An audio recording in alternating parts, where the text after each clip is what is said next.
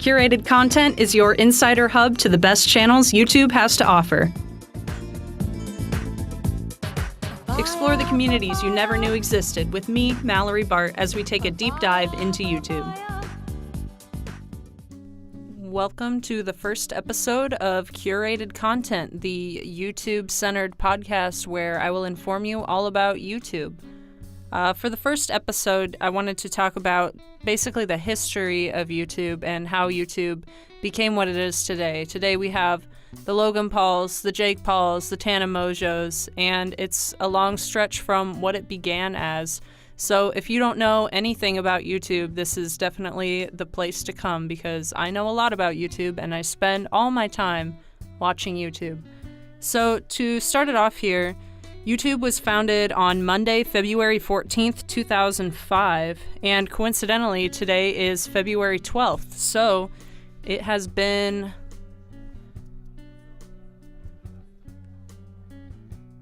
13 years, is that right? So YouTube will have its 13th birthday here in 2 days, which is really exciting for the platform. Definitely has gone through some growing pains as YouTube has developed into what it is now. There are so many content creators and people making a living off of YouTube that we couldn't even imagine in 2005 when this platform first started. So YouTube was founded by Chad Hurley, Steve Chen, and Jawed Karim, and they all worked at PayPal. The very first YouTube video was titled Me at the Zoo, and it was uploaded April 23rd, 2005, and it shows one of the co-founders at the San Diego Zoo. So that's pretty interesting, and that's a 13-year-old video now. I'd be interested to see if it's still on YouTube. And that is according to an article at the Daily Telegraph. So in 2006, it was getting an average of 100 million video views per day. To compare that, MySpace was getting around 20 million views per month. So YouTube getting 100 million a day in 2006 is insane. And I think the first time I went on YouTube personally was the summer of 2006 or the summer of 2007 when I was in middle school. And then YouTube was bought by Google in late 2006 for $1.6 billion in stock. And at the time, that was Google's biggest acquisition. So Google investing in YouTube definitely changed the overall platform. Maybe for the worse, maybe for the better. A lot of these content creators definitely wouldn't be where they are now if they didn't have the money provided by Google AdSense, especially. The adpocalypse is kind of dubbed as the advertiser. It's when all the advertisers decided to mass exodus from YouTube because of issues with the content on the YouTube platform. There was just no way to control all the videos uploaded every single day and monitor that accurately. The brands decided that they were going to pull out because they thought that their brand might be in jeopardy if it aired on a video that was potentially harmful to their brand. So for the first episode of Curated Content, we're going to talk about the commentary community. There's multiple communities within YouTube. It's kind of like its own ecosystem. So there's all different kinds of communities, all different kinds of content, depending on what you're looking for. So the commentary community basically features people that provide their commentary on different social topics, different things going on in the world. Sometimes they'll comment over other people's content. They'll comment on comments even, like the YouTube comments section. So the first channel I want to talk about is Internet Comment Etiquette with Eric. And Eric has 653,142 subscribers. His channel was founded October 28th of 2014, and he has a lifetime amount of views of 54.4 million. He's got a ton of views. I think his overall impact on YouTube, he's definitely made humor more accessible to everybody. His style of humor is very deadpan. He's pretty popular within the commentary community. With around, 653,000 subscribers. That's a good chunk, but PewDiePie has 60 million. So it's not really a big chunk in the big scheme of things. Obviously, PewDiePie is the biggest YouTuber on the platform. Eric engages with the community a lot in the comments, especially. He's known for being kind of crass, kind of off the cuff. He's definitely not work safe, I would say. If you have never heard of Eric and you kind of like deadpan, dry, naughty humor, I think Eric is really funny. Personally, I think he has impacted me to maybe try different types of comedy that don't necessarily appeal to everyone, but they do appeal to a niche, and I think Eric fulfills that niche really well. There isn't really another YouTuber that is as funny as Eric, to me. I know he's friends with other YouTubers on the platform who are pretty popular, like H3H3 Productions, who are Ethan and Hila Klein, who live in California. He's also friends with Jax Films, which is another really popular YouTuber. He does mostly entertainment stuff. He does a series called Yai, which is Yesterday I Asked You, and he participates with people in the comments. So creating that engagement seems to be super important for most YouTubers, regardless of what community they're in. They want that engagement from their community. So how Eric has shaped my content, I think he has influenced me to learn how to go outside of the box and how to break programs rather than trying to stay within the guidelines of whatever I think people will think is funny and just do what I think is funny. So the second commentary YouTuber I'd like to talk about, his channel name is Internet Historian, and he does exactly what the channel implies. He is a historian of the internet, so he will document a bunch of different events that happen on the internet that a lot of people might not know about if they're not ingrained in the community. So Internet Historian has 580,120 subscribers. He joined YouTube on January 1st, 2017, and he has a lifetime views of 34.9 million. So some of my favorite Internet Historian videos, one of my favorite videos of Internet Historians is the He Will Not Divide Us series, when Shia LaBeouf decided to put up a internet meeting grounds, basically, outside of when he decided to put up a live stream outside of a museum in New York, and it basically attracted everybody from the internet to go and troll Shia LaBeouf. And Shia LaBeouf ended up showing up, and he got in a physical altercation with somebody, and at that point he got arrested.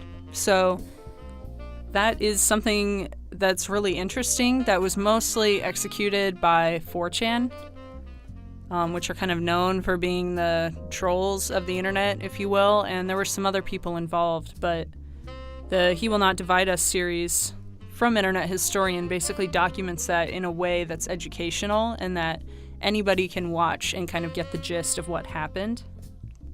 So Internet Historian's impact on YouTube, I would say that he has fostered a really cool community of people that all grew up on the internet as younger kids. I know I joined the internet around 2007, I would say, the community online, and I remembered a lot of these things happening that he makes videos on, but nobody had really laid it out in a way that I could see and hear visually and audibly, like, what happened with each of these events. I don't think he is all that popular. I don't think a ton of people know about him. I think he's definitely a channel that's on the rise, and I think if you're interested in any type of new culture that's coming around, there was a convention called DashCon, and that was the Tumblr convention where they ended up not having enough money, and they had a ball pit, and the ball pit exploded and somebody peed in it. So he kind of documented that, and he's really funny too. I'd also say he's kind of a comedian. He calls himself a historian, kind of. So I think Internet Historian definitely made me realize why documenting history on the internet is important, because not a whole lot of people are doing it in a way that's in a video format, and I think YouTube is the perfect platform to do that on. So the next channel I have is Nerd City. Nerd City is a newer channel that I discovered about a year ago. So Nerd City has 170,930 subscribers. He joined June 26th of 2015, and he has a lifetime views of 4.5 million. Nerd City basically makes videos about other YouTubers, but he does it in a way that's so engaging, and his editing is probably the best I have seen. I know he spends months and months on videos, and he first gained popularity basically criticizing a YouTuber called Daddy of 5, who ended up getting their channel taken down a couple times because of child abuse allegations, and I think Nerd City kind of helped expose that topic, and Philip DeFranco also kind of helped bring light to the Daddy of 5 situation, but that's where I found him. And since then, he's done kind of like an Instagram expose, seeing if him and his girlfriend can manipulate the Instagram algorithm to give them a lot of followers. And he also investigated the codes behind the YouTube adpocalypse. So YouTube embedded certain advertiser-friendly or not advertiser-friendly codes within the metadata of your videos. And he kind of exposed that, and then YouTube actually removed those codes in response. So even though he's a smaller channel, I think his brand is really solid. I think he's got a really good community and a good fan base to work off of. So I definitely see Nerd City peaking in 2018. Or I see Nerd City gaining popularity in 2015 for sure. So check him out if you've never heard of him. So Primitive Technology is a channel that I've always been kind of fascinated by. He has supposedly the highest subscribers to likes ratio, so that means that he has an equal amount of people that like his videos and subscribe to him. So he has 7,243,135 subscribers. He joined YouTube on May 1st of 2015, and he has an overall he has 500.7 million views. Basically, what Primitive Technology does is he owns a plot of land somewhere in the Southwest, and he goes out and he builds basically this whole camp from scratch.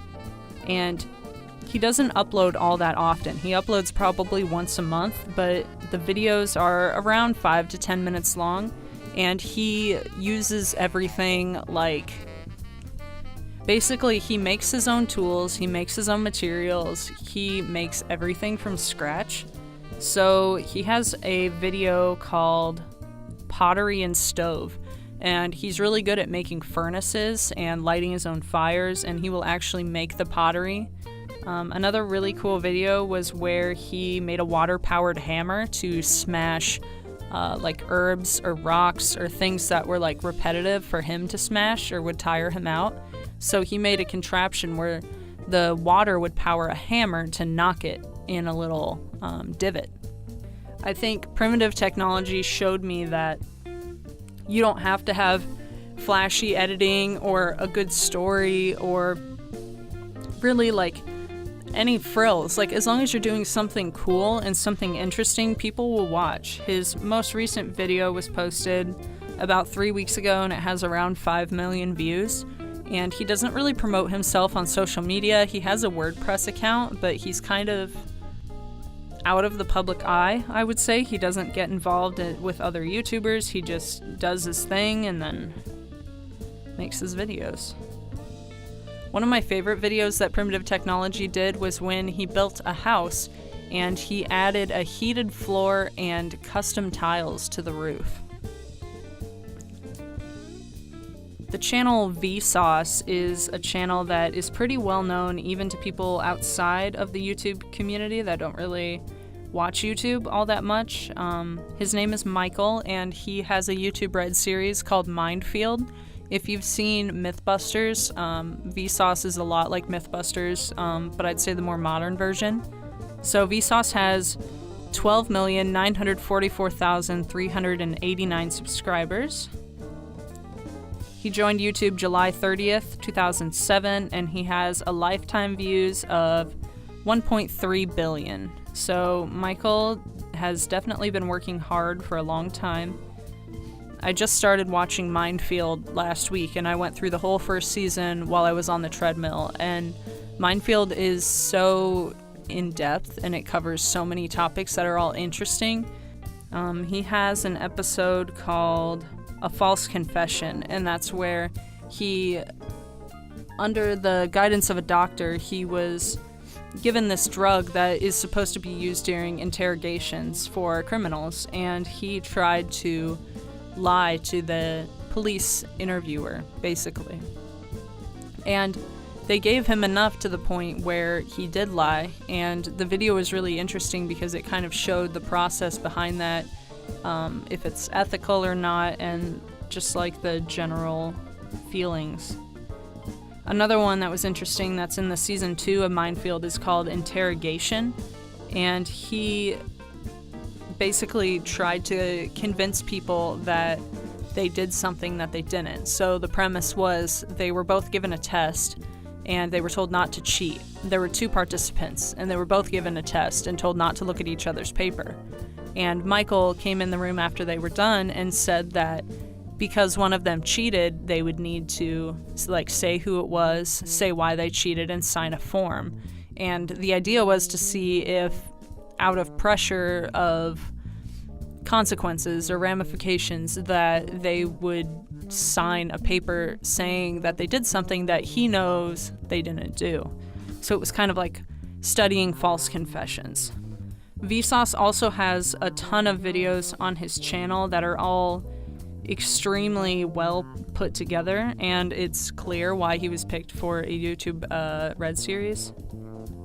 He has a video called Is It Okay to Touch Mars? And he basically goes over what the Mars soil is like all of these videos are super scientific, kind of myth-bustery topics. He has another video called How to Count Past Infinity, Who Owns the Moon, The Science of Awkwardness. So if you like kind of science-y videos, definitely check out Vsauce. He is a channel that has never disappointed me.